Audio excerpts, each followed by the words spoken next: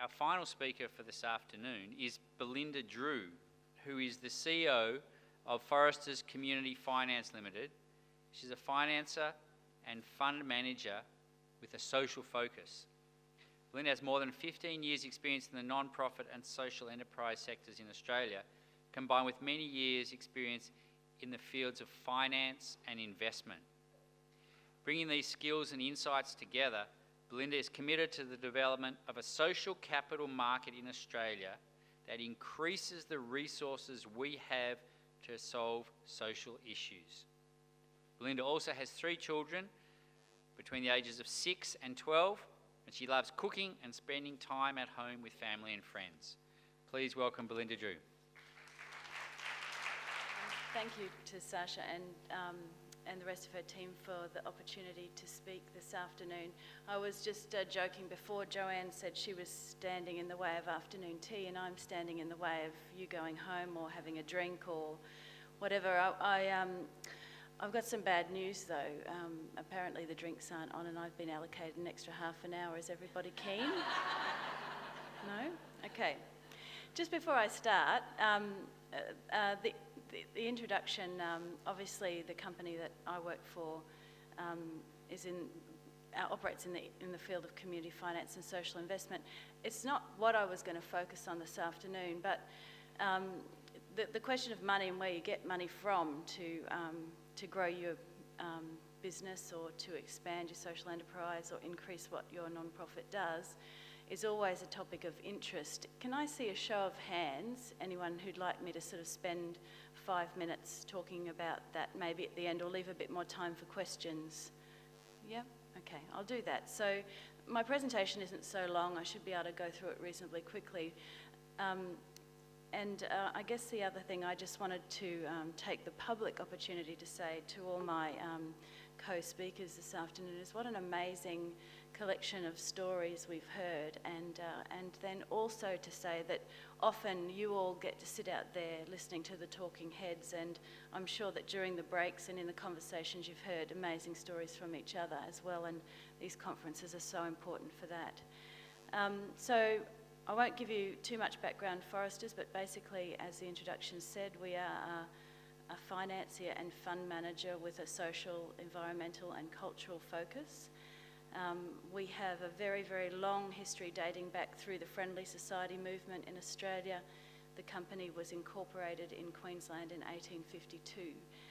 So many of the concepts that Les and others have talked about in terms of mutuality and self-help, reciprocity, those sorts of old style or seemingly old-fashioned values are woven through our history as well.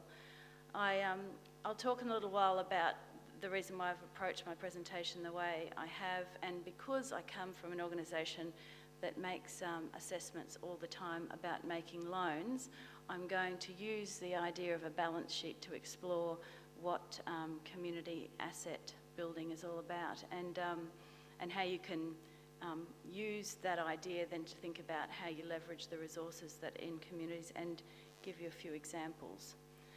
So, at the risk of death by PowerPoint,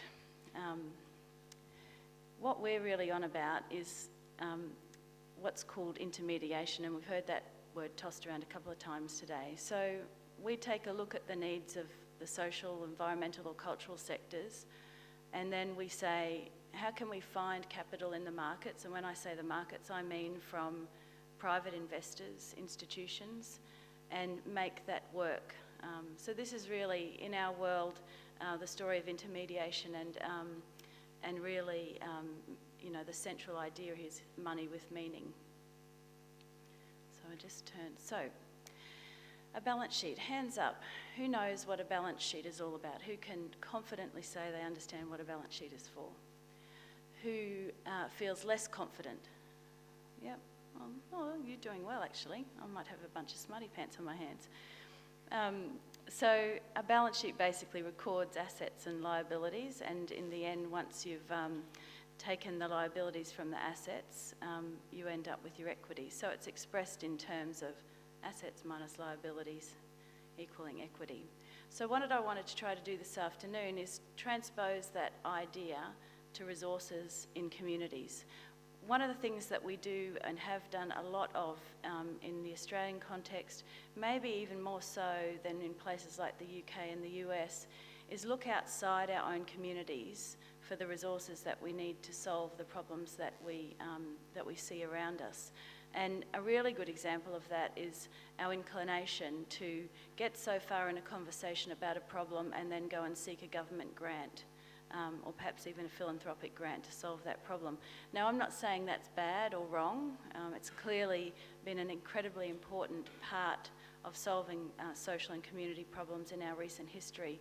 But I want to challenge us to think inside our communities rather than outside our communities, to look for ways of finding those resources.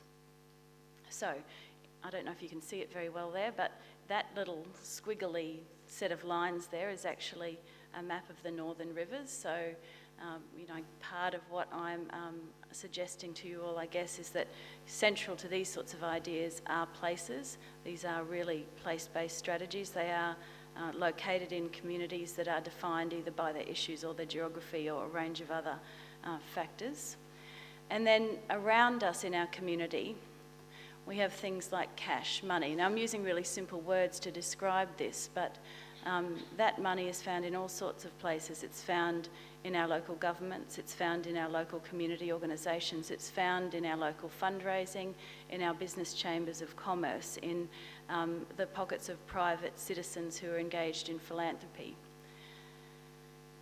We also have, particularly probably through our community organisations who are custodians of some of that money, investments that we make, and those investments return us an income, generate an income, and that adds to the pool of cash we have available in a local community. We also have around us in communities a whole range of assets, property, bricks and mortar, buildings that are used for community purpose or perhaps aren't used for community purpose but could be, or that are there for community use but are underutilised, unactivated. We've also got around us, and we've heard this today, this most amazing set of ideas that we share between us, that we hold individually, our intellectual property in the community, the things that we define as the solutions to the problems that we see, or the things that help us to take what we think is great about a community and make it even better. And then the final thing, although this isn't technically something you'd necessarily see on a balance sheet, I couldn't help but add people to the equation, because adding all that up together, it's the people that make it happen. They're really central in our communities. And I think probably the relationships that we hold between each other in communities may be one of the most underutilised of the assets that we have. So then I just wanted to take a look at some of the issues, the issues that we've talked about, many of them today. In my Haven story, the issue of employment for Indigenous Australians. And what a fantastic story, really a fantastic example of breaking down the barriers that exist between private enterprise and solving social problems. I said to Les just before, to borrow a UK term, really a beyond welfare strategy, which is fabulous, very inspiring. Issues, around people with disability, and again, being the last speaker, you get to repeat what everybody else has said. NDIS is, going to serve us up the most extraordinary set of opportunities over the next decade to really think differently about how we put people with a disability at the centre of their own lives and follow them in the journey to what they want to achieve, rather than the other way round. Issues of homelessness, underemployment or no employment, and the issues that some families face in terms of both themselves and their children in relation to doing well in the world.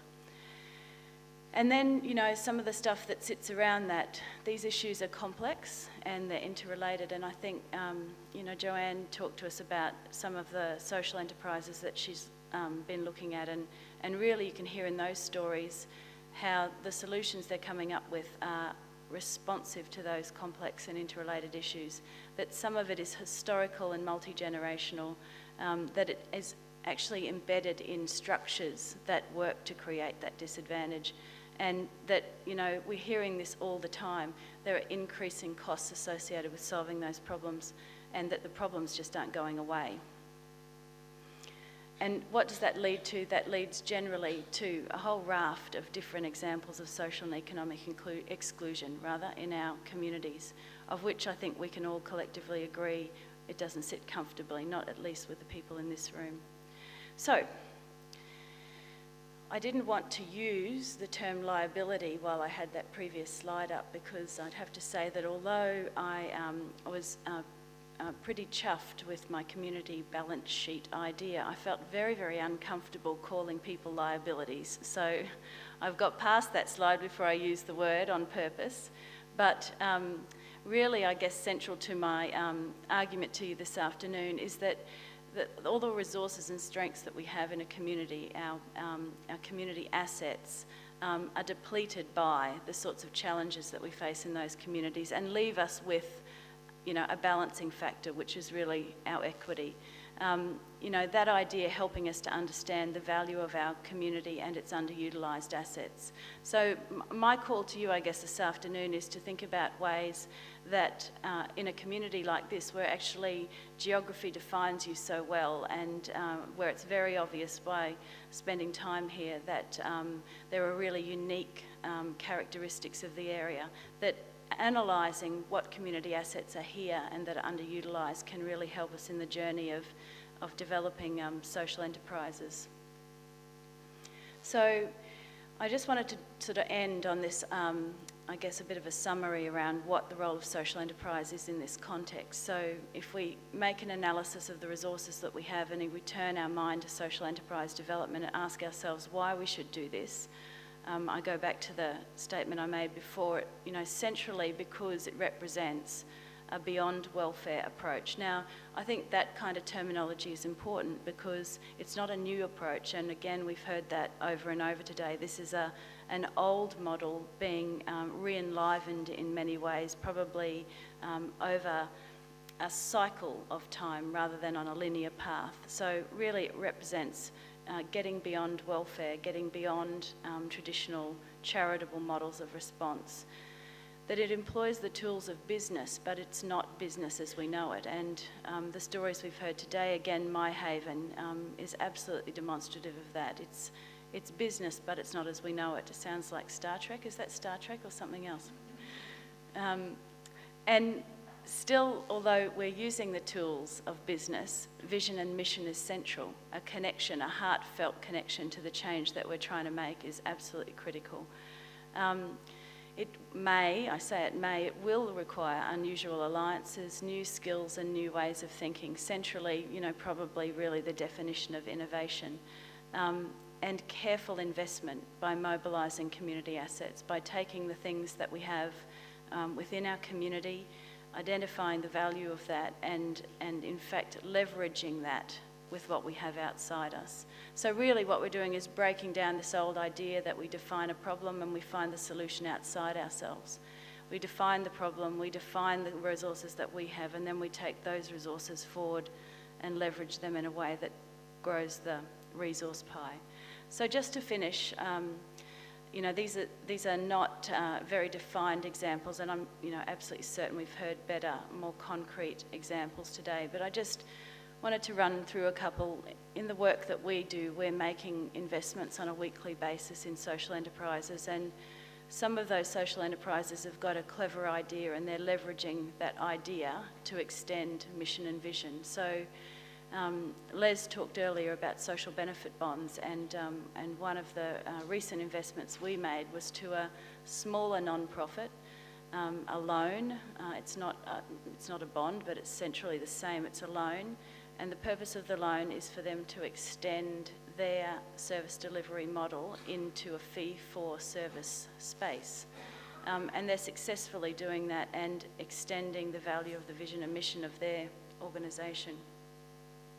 Also leveraging the value of a property, perhaps to build more affordable housing. We're seeing a lot of examples of that now, where medium to large size non-profits have had assets on their balance sheets for many, many years, absolutely doing nothing in relation to their mission and vision, and they're now starting to find ways to either liquidate or leverage the value of those to redeploy them for the purpose of their goals.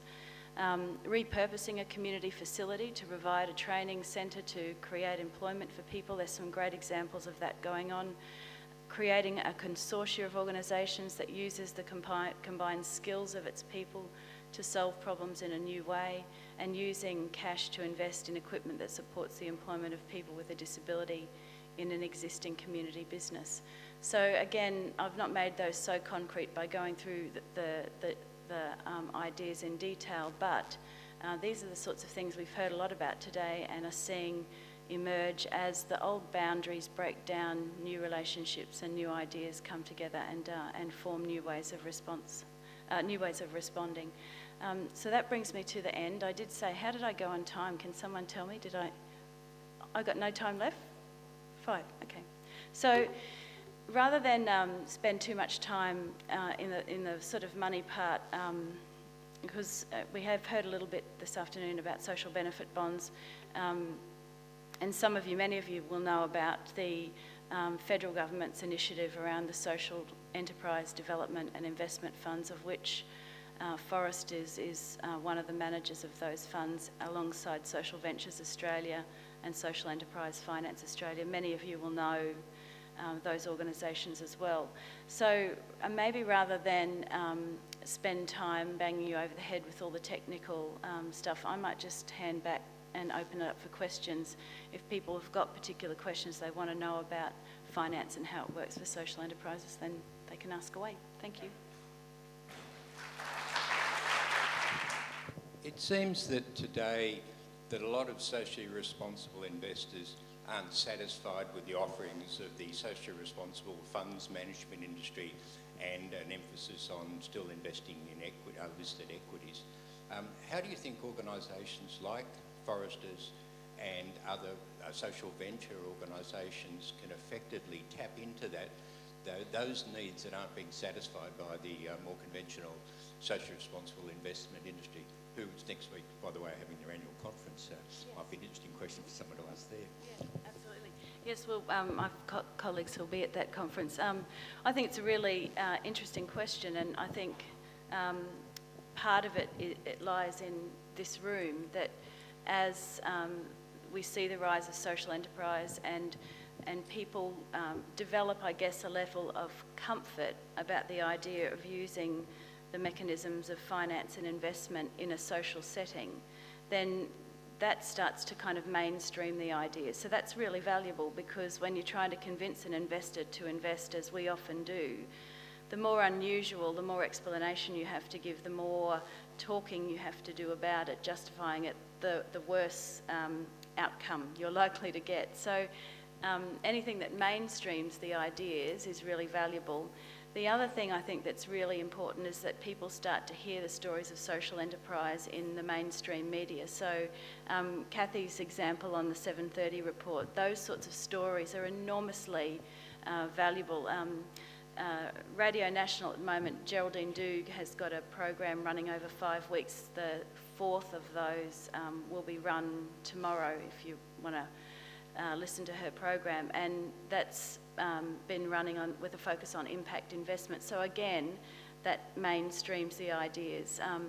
But I think your central question about how do you take advantage of that perhaps dissatisfaction, we have to build the kinds of organisations like ours and others that can actually take an investment offer to investors and raise the capital. So on a sort of a technical level, it's really about good, high-quality intermediation that manages people's money well, delivers them a good outcome and builds trust over time.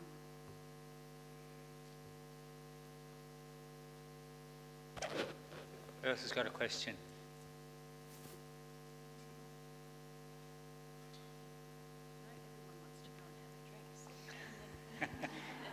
One more question over here, sir. You need to get out of here. You need to get off the stage. No, I don't mind. I mean, I'll stand here and talk all afternoon, but I think there was some moans in the room when I said that. Probably a bit more of a mechanical or a procedural type question. Like I've been used to dealing with banks, and you know where they are and you know what they want, and you go to them somewhat cap in hand at times with your requests for funding or details of projects or proposals. Do foresters act in a similar manner, or how does one, I guess, present to your organisation? Yep. So how do you come through our door? Indeed, any of the other organisations similar to us. I mean, our approach is bank-like in terms of the assessment. So, you know, we're making an analysis of an organisation's ability to repay the loan. We're interested in the strength of their balance sheet. We're interested in the strength of their revenue. But we add to that, I guess, a concern for the social, environmental and or cultural purpose. So we factor that in. That's actually what we're looking for, are opportunities to extend that. And we also spend time walking organisations through a process which, importantly, we believe contributes value to their organisation. So that could be as simple as supporting an organisation to slightly restructure a forecast so that we can be more confident that we could make a business development loan. It could be supporting an organisation to get their ducks in line in terms of construction deals so that we know that as they execute on it, the risk of it going wrong is reduced. So there's a lot of value add, I guess, that we contribute along the way, as well as, because we do say no, and when we say no, what we like to do is be really clear about why and what would need to change so that we can say yes. And I do think really that developmental role is a role that banks don't play at all particularly well for very justifiable reasons, probably. Thank you, Belinda. You're most